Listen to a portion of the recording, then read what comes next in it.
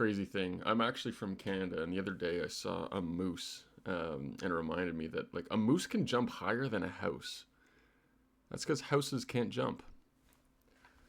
But okay, so we got a new Delve Boss rewards. It's coming. So this has been reworked 3 times. I've been posting all the videos on it. If you want to watch them, go for it. If you don't watch this one instead. We're just gonna rip through all of the rewards, what's changed, use scenarios, use case scenarios, and all other fun stuff. But if you enjoy the video, comment below if you could name your kid anything in the world, and then you get that thing by naming your kid that thing. What would you name them? Like you could name your kid Gold Bar, and you get a bar of gold. You could name your kid like Kim Kardashian, for example. Anyway, so let's take a look at this. So the Delve boss is going to be endgame boss. It's kind of like Colosseum, where it's got different waves. They're just like trying desperately to rename it so that it feels like different, but it's really just a wave-based boss. But like repeatable and for cash dollar money, not quiver. And basically what they're going to have is Avernic treads, not threads. There's no H in there. Treads means boots, foots.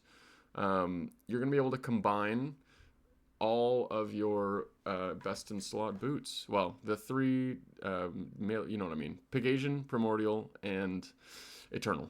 Those are the 3. So it will, by combining them with this item, also increase the stats of it. So if we actually scroll down to the stats, we can see where are the stats. Hello, stats. There they are. Yeah, so it's going to have 2 more melee strength, which will be 1 max hit in some places, not all places. 1 range strength, which will be 1 max hit in some places, not all places.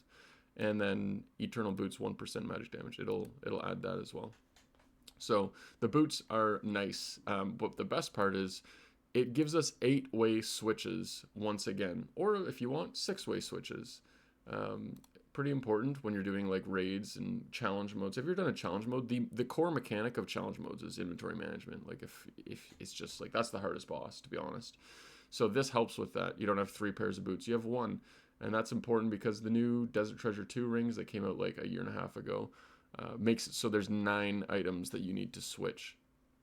God forbid they add like blessings for different combat styles. We'll have to switch those too. So yeah, these are coming.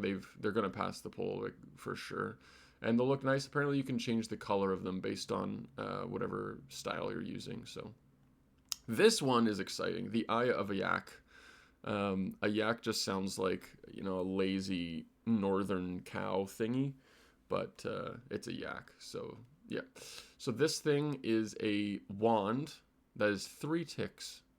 That's the fastest mage thing we've ever had ever. So it's going to be very good specifically at Nilo, but how are they going to make this good elsewhere? It's essentially going to be better than a Sang Staff in DPS, but worse than a Shadow.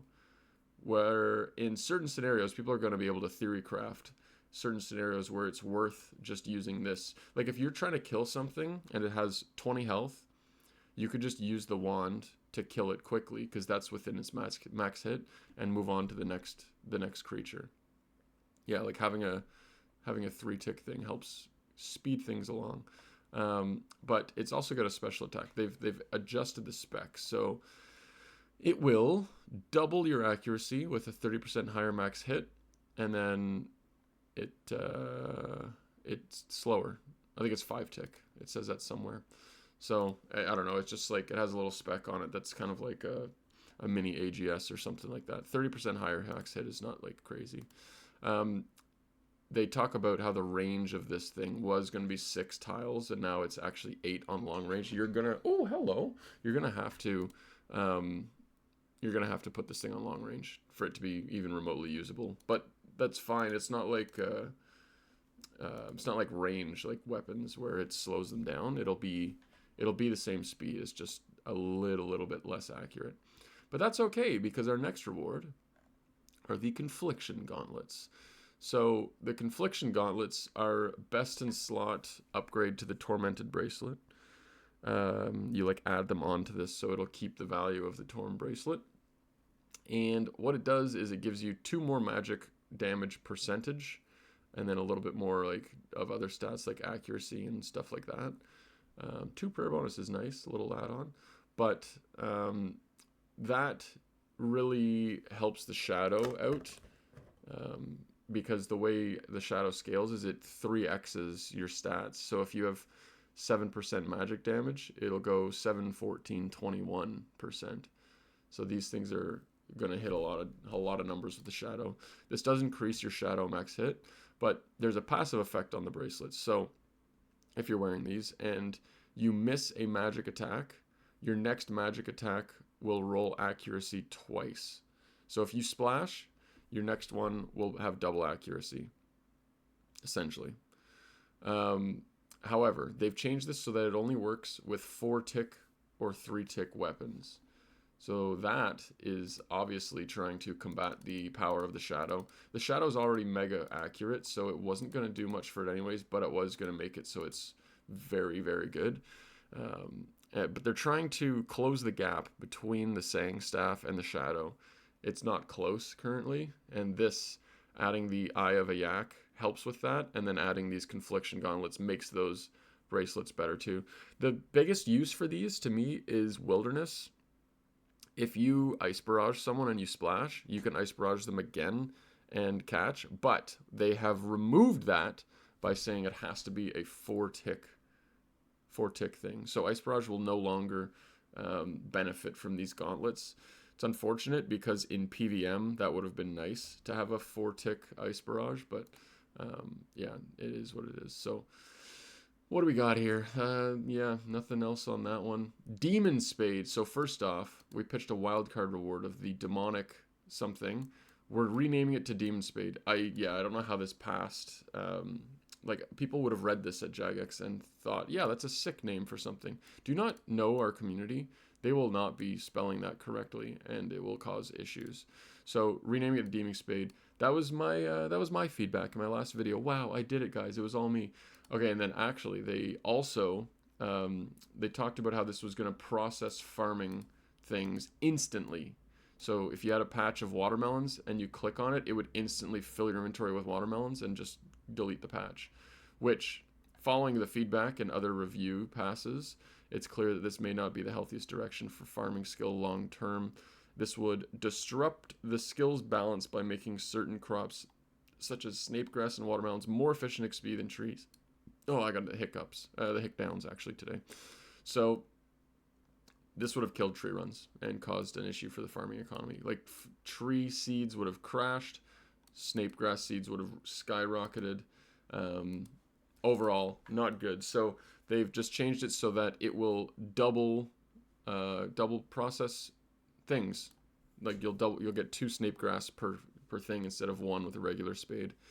I think this is fine. What I think they should also do is add in spades, like bronze spade, iron spade, steel spade. Like, why not? It's weird that tools don't have those kind of things. I think if they did that, provided they eventually add, like, well, they have dragon tools already, but you can't like make them yourself. I'd love a smithing rebalance where they fix all of that up so that dragon is the top end of the smithing spectrum or something like that.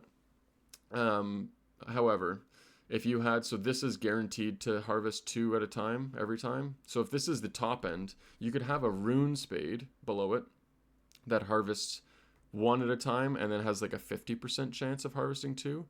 So it's like a middle ground between the two. And maybe even like an iron spade is like you have a 10% chance to harvest 2.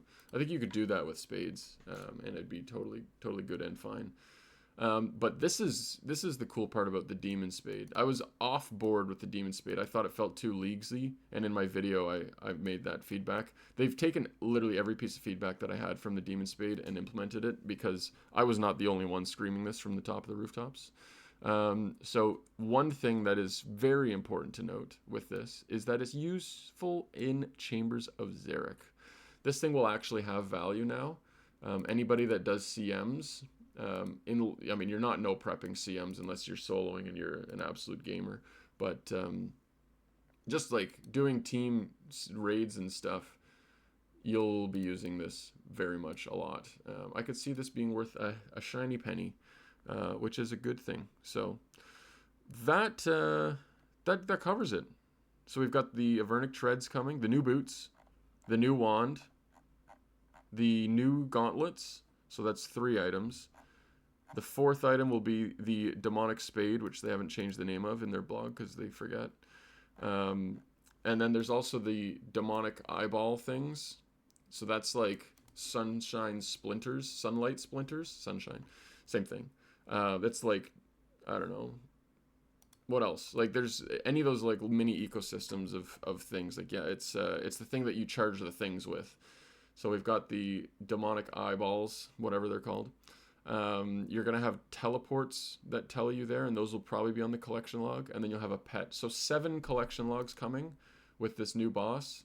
There might be a jar too, which makes 8.